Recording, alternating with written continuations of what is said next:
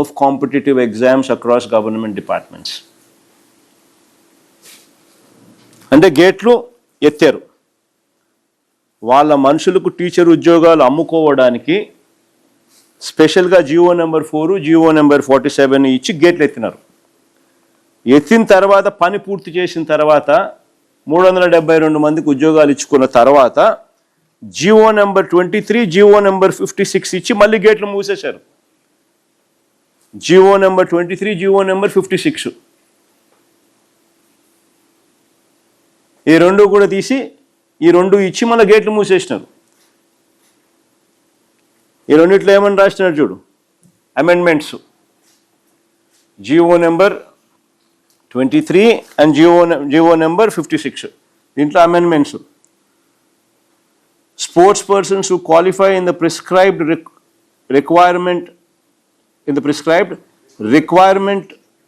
recruitment examinations conducted by the recruiting agencies who qualify అని మళ్ళీ తీసుకొచ్చినారు. ఇంతకుముందు ఎగ్జామ్స్తో సంబంధం లేదన్నారు, ఇప్పుడు మళ్ళీ క్వాలిఫై అయితేనే అని మళ్ళీ తీసుకొచ్చి మార్పులు చేసినారు. Amendment. without the requirement of competitive examinations ను నెసెసరీ అమెండ్మెంట్ తీసుకొని వచ్చి దాంట్లో ఏమని రాసినారు, prescribed recruitment qualify in the prescribed recruitment examination conducted by the recruiting agencies అని రాసినారు. అమెండ్మెంట్.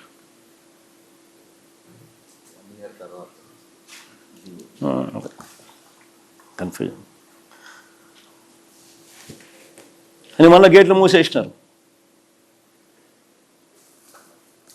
నేను అడుగుతా ఉన్నా, ఒకవైపు సింధు పేరు చెప్పి మరోవైపు వీళ్ళ అబద్ధాలు ఏ స్థాయిలో ఉన్నాయి అని అంటే ఇది వెరీ ఇంపార్టెంట్. అసలు వీళ్ళ అబద్ధాలు అనేది నిజంగా ఏ స్థాయిలో ఉన్నాయి అని అంటే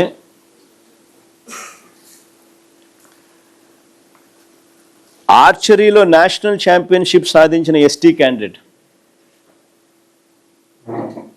ఆర్చరీలో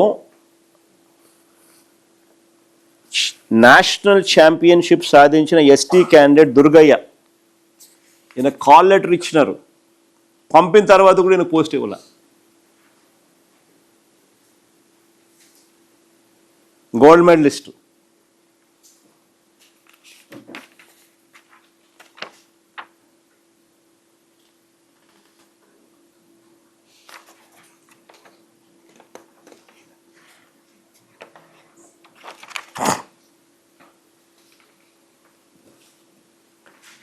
దుర్గయ్య ఆర్చరీలో గోల్డ్ మెడలిస్ట్.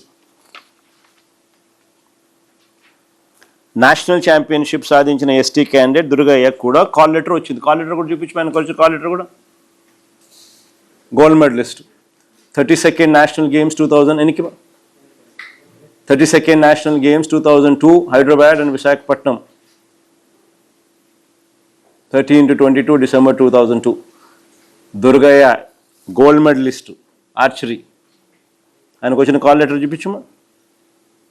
ఆయనకు వచ్చిన కాల్ లెటర్ 1:1 నిష్పత్తిలో కాల్ లెటర్ పిలిచినారు. ఉద్యోగం రాలా. ST candidate Durgaiah.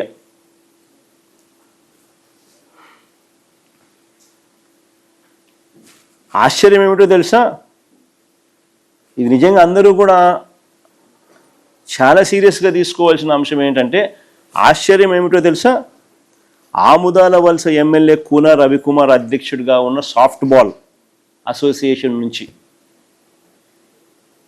ఇలా MLA, Telugu Desam party MLA soft ball అధ్యక్షుడిగా ఉన్నాడు. సాఫ్ట్ బాల్ అసోసియేషన్ అధ్యక్షుడిగా ఉన్నాడు. అలాగే తన తోడల్లుడు లోకేష్ సొంత తోడల్లుడు విశాఖపట్నం ఎంపీ భరత్ జూడో అసోసియేషన్కు ఇంకొక అధ్యక్షుడు. జూడో అసోసియేషన్కి ఇంకొక అధ్యక్షుడు.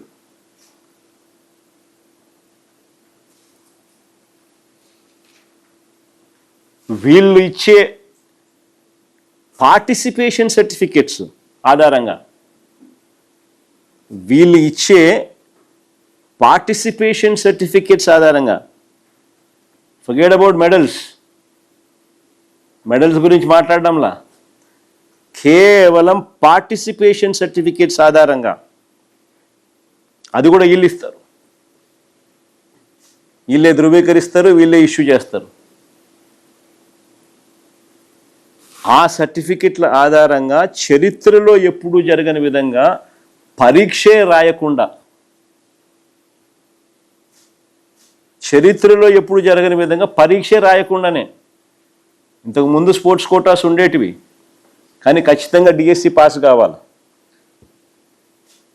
డిఎస్సి క్వాలిఫై అయిన తర్వాతనే స్పోర్ట్స్ కోటా కానీ ఇంకోటి కానీ గతంలో అంతా ఫస్ట్ టైం చరిత్రలో ఎప్పుడు జరగని విధంగా లోకేష్ అనే వ్యక్తి ఎడ్యుకేషన్ మినిస్టర్గా ఉంటూ పరీక్షే రాయకుండానే ఏకంగా స్పోర్ట్స్ కోటాలో ఈ రకంగా 372 పోస్టులు ఫిల్ చేశారు.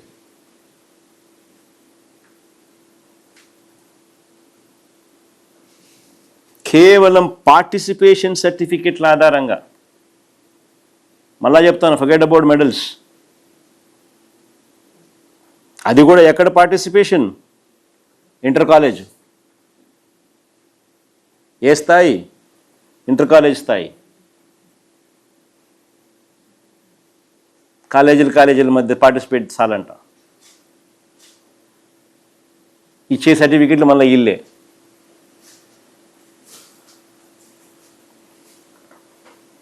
గతంలో ఏ స్పోర్ట్స్ కోటా అయినా ఖచ్చితంగా డిఎస్సి పరీక్ష పాస్ అయితేనే దాని తర్వాతే ఏదైనా కానీ ఉద్యోగం అంటే. ఇప్పుడు చంద్రబాబు లోకేష్ పరిపాలనలో మాత్రమే ఏ ఎగ్జాము లేకుండానే కేవలం పార్టిసిపేషన్ సర్టిఫికేట్ అని వీరిచ్చే సర్టిఫికెట్ల ఆధారంగానే ఉద్యోగాలు ఇస్తూ ఉన్నారు.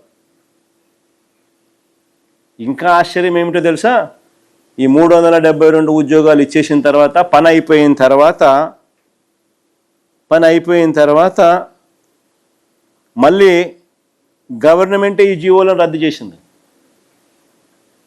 పని అయిపోయిన తర్వాత 372 మందిని రిక్రూట్ చేసిన తర్వాత ఇదే గవర్నమెంటే మళ్ళీ ఈ జీవోలను రద్దు చేసింది.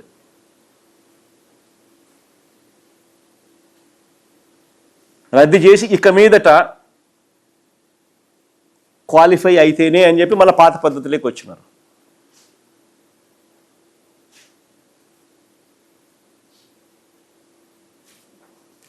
నిజంగా ఈ మాదిరిగా జియో నెంబర్ 447 ఎందుకు ఇచ్చినారు? పని అయిపోయిన తర్వాత మళ్ళీ జియో నెంబర్ 23 and 56 ఎందుకు ఇచ్చినారు? దీని మీద సిబిఐ ఎంక్వైరీ జరగాల్సిన అవసరం ఉందా లేదా? ఏకంగా జియోలు ఇచ్చే స్థాయిలోకి స్కామ్ పోయింది అని అంటే ఏకంగా పైనుంచి కింది దాకా అందరు ఉన్నట్టా లేదా? జియోలు ఇచ్చే స్థాయిలోకి స్కామ్ పోయింది అని అంటే నిజంగా పైన ఎడ్యుకేషన్ మినిస్టర్ నుంచి కింద దాకా అందరు ఉన్నట్టా లేదా? మంత్రి సంతకం లేని జియో ఇవ్వగలుగుతారా? మంత్రి ఆమోదం లేకుండానే ఇవ్వడము, రద్దు చేయడాను పని అయిపోయి చేసినాక.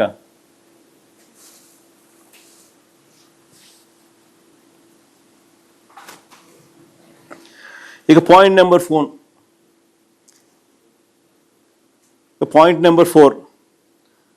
స్పోర్ట్స్ కోటా పేరిట టీచర్ పోస్టుల అమ్మకాలు బేరసారాలు చేసినట్టుగా